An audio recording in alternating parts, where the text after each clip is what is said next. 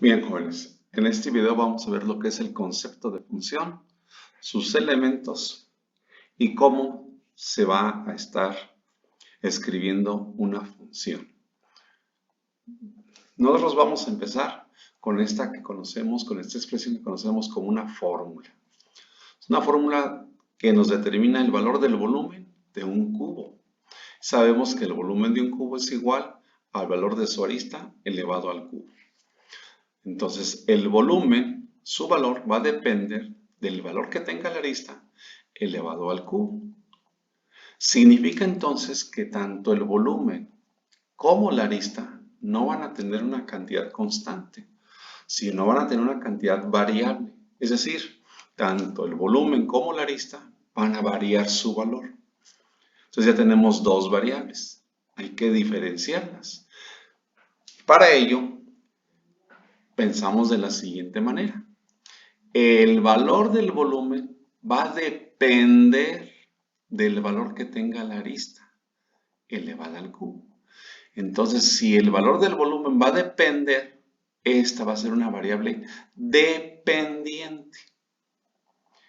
El valor de la arista ya no va a depender de nadie, va a depender del valor que uno le asigne. Entonces se va a llamar variable independiente. Entonces, variable dependiente, variable despejada. Siempre la variable despejada es la variable dependiente. Vamos a ver, por mayor claridad. Entonces aquí tenemos nuestras variables. Una es la dependiente, ¿sí? Y la otra va a ser la independiente.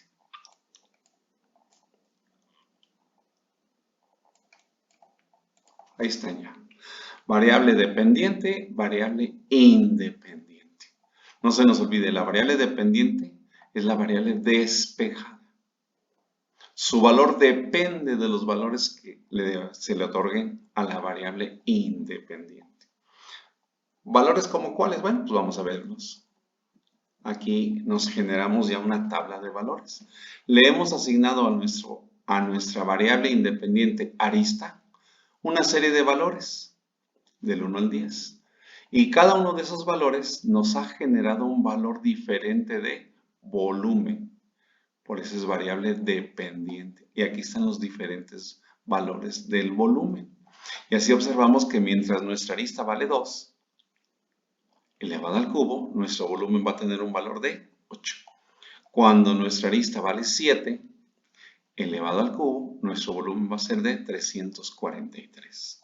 Entonces vemos siempre el valor de la variable dependiente, variable despejada, va a depender de la variable independiente, los valores que nosotros le asignemos. Con esa tabla de valores también es posible generar una gráfica.